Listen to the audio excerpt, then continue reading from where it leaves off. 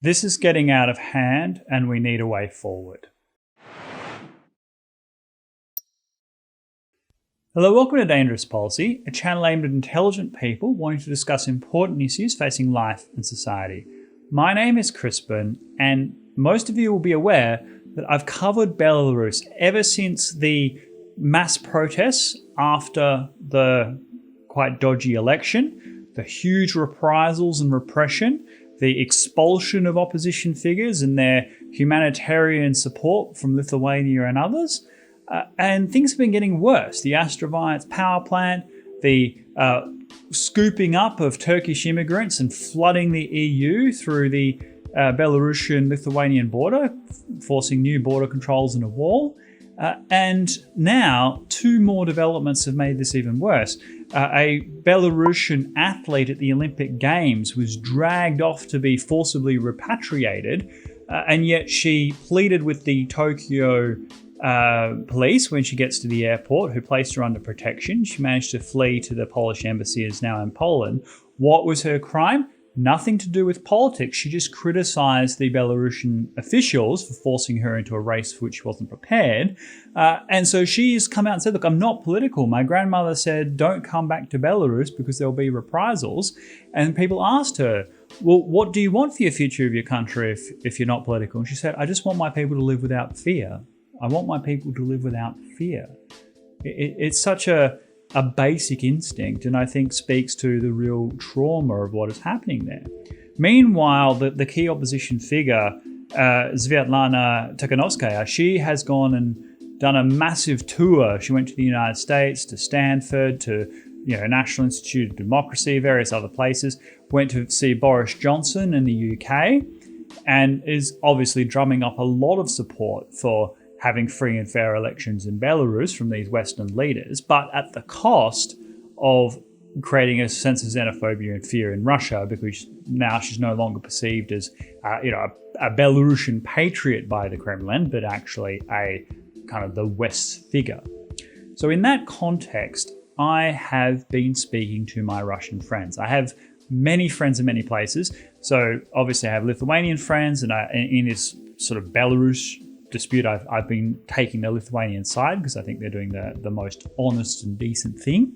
But the Russians have their own perspective, and some of this is quite valuable to know, and it's important to take that into consideration because, like it or not, there isn't a good future for Belarus unless you can get Russian buy-in. They have the ability to act as spoilers for anything the West might want to do in Belarus.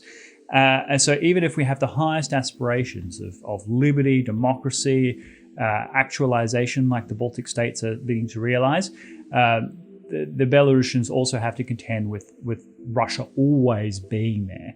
So these Russians that I deal with, they're people that I trust. They're very intelligent, very worldly, and very patriotic. They're pro-Putin, United Russia Party members. They give me an honest sort of Slavic worldview. And that's what I'm going to relay to the audience now. Obviously, this is sort of Chatham House rules. I can't disclose who these people are, but I'll give you their perspective. And they say, look, the Lithuanians, the Latvians, the Estonians, the Poles, they look at Belarus as their wayward, oppressed cousins. That these are people that, if not for Lukashenko and Russia, would have this flowering democracy, and they would actualize all of the benefits and prosperity of EU membership and NATO membership and being part of the community of that sort of East Baltic region. And the reason for that is because they used to be part of the Polish-Lithuanian Commonwealth. Like Lithuania and Poland, they had this massive empire that stretched all the way to the Black Sea. Modern-day Belarus, very much a part of that. So from the Lithuanian and the Polish mindset, the Belarusians are oppressed just like themselves. And they look at what happened during the Cold War, the occupation of the Soviet Union, through the same lens. And the Russians saying, but that isn't true. The Belarusians are not Balts. The Belarusians are Slavs, and they are pro-Russia at a grassroots level. And they said, look, even if Lukashenko has been there way too long, the Russians themselves recognize that there has to be a transition. It doesn't mean that the Belarusian people are pro-West, that they're pro-EU, pro-NATO, they want to be part of the European community. No, the vast majority of the Belarusian people, according to the Russians, are pro-Russian, and they identify with the Russian Slavic traditions. And when they look at what can happen with revolution, they don't see the flowering of democracies on their border. They see what happened in Ukraine, that Ukraine has collapsed into civil war. You've got the Russian-speaking parts of the Ukraine in absolute turmoil, Crimea, Donetsk, places like that. Now, of course, people of the West might say, hang on. What's the reason that Ukraine has destabilized? Is it because the Russians have been tearing pieces off it and supporting insurgent groups and so on? There's answers to these points. But the Russians do say, look, the Belarusians don't underestimate the support domestically that Lukashenko has, because they don't see the alternative as being this democracy. They see it as being Ukraine, and they don't want to be Ukraine. They would much rather stick with what they know, the status quo, than risk civil conflict and war.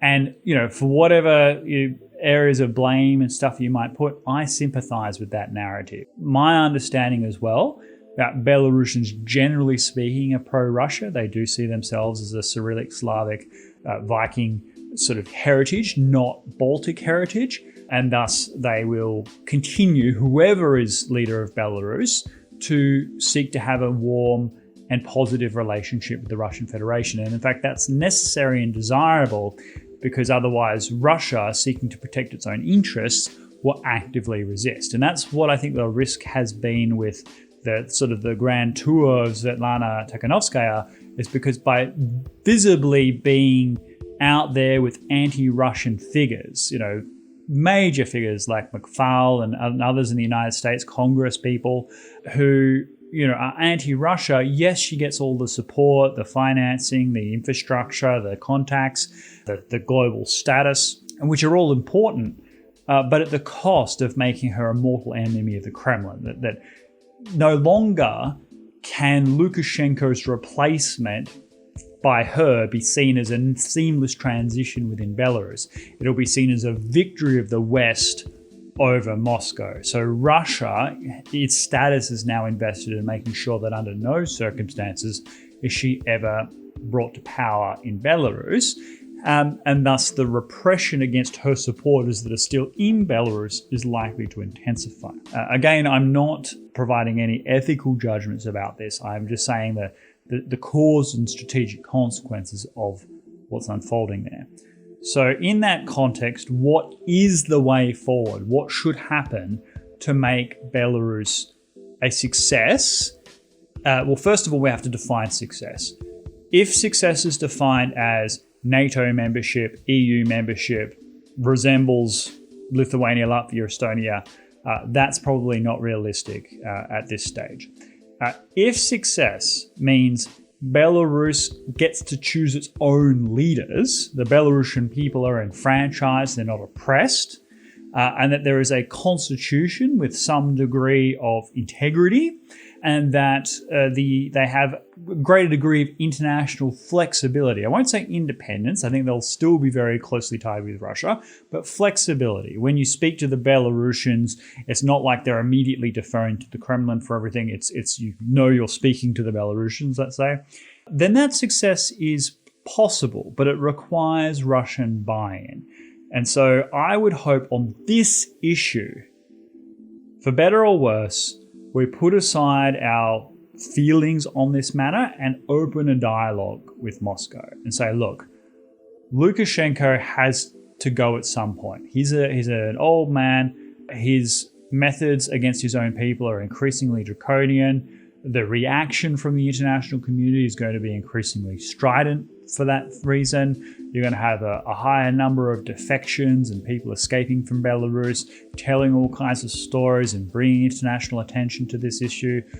It's in your interest to see Lukashenko transition out. And I don't care what happens to Lukashenko. They can put him in Sochi, in a little mansion with little peacocks out the front for his retirement. I don't mind, as long as the Belarusian people, their lives are improved.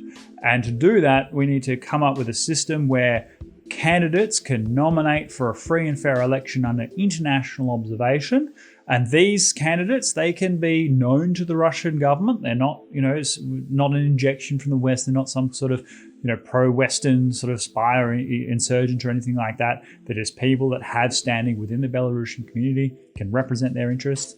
And then once those elections take place and a new government is formed, the first order of business is a new constitution, one that can be internationally recognized, that enshrines democracy and the rule of law, preferably with an independent judiciary and other keystones of democratic governance, but without, a pro-Western underpinning, that it doesn't, mirror the constitution of the EU. The EU, for example, has a range of criteria that the countries are required to implement before they can qualify for EU membership. Well, that constitution could expressly exclude those things. That way, the Russian government will know that Belarus cannot accede to the European Union, even if they wanted to, because of the fact that they haven't got those institutional markers that guarantee, equal rights for everybody and all of this sort of stuff that the EU absolutely demands. And that way, you can have a democratic Belarus, a liberalization of their internet and their freedom of speech and freedom of association, integration with the rest of the world, but still Slavic tradition, pro-Russian culture, close ties with the Kremlin. Russia can continue to be their best friend and patron in the world. And this would even, in the ideal world, create a bit of a bridge between Russia and, for example, Poland and the Baltic states. Because, there might be times when Russia would like to send messages of rapprochement or positivity towards other countries in the European Union, and vice versa. The Poles might want to, send a positive message to Russia, but don't have, the opportunity to do that publicly. There's a lot of politics involved. Well, Belarus would be a great bridge between them. That Belarus has historically been both part of the Slavic, Russian tradition, but also the Polish-Lithuanian tradition, and could be a great bridge between them, and maybe slowly over time improve relations between them. That's the only way forward that I think is positive, that is practical and rational. But I am totally open to other ideas. If other people think, look, there's a whole other way of doing this where everybody wins and everybody's happy, by all means, please leave that down below. We'll discuss them in future videos because I think we're really at a crossroads now. The tension between Belarus and Europe is now reaching a crisis point. And at some point, if things destabilize too much, the Russian government will intervene, and then we will have another Ukraine crisis in that region. And nobody wants that. So even if you have really strong feelings about this, to say, look, the Belarusian people are absolutely oppressed by their government. No, I agree with you. Yes, they are. And Russia's to blame for all of this, etc., etc. Put that aside and just think strategically about what the best outcome is if we're talking about human well-being. And let's all work together, Russia, Europe, not necessarily united, but in the same room talking. That's the only way forward that is practical for me. But if you have a different view, please leave them down below. Love to hear your ideas. I'll definitely be continuing to cover this issue in future. So click like and subscribe if you haven't already, and I'll see you in the next video. Thank you so much. Goodbye.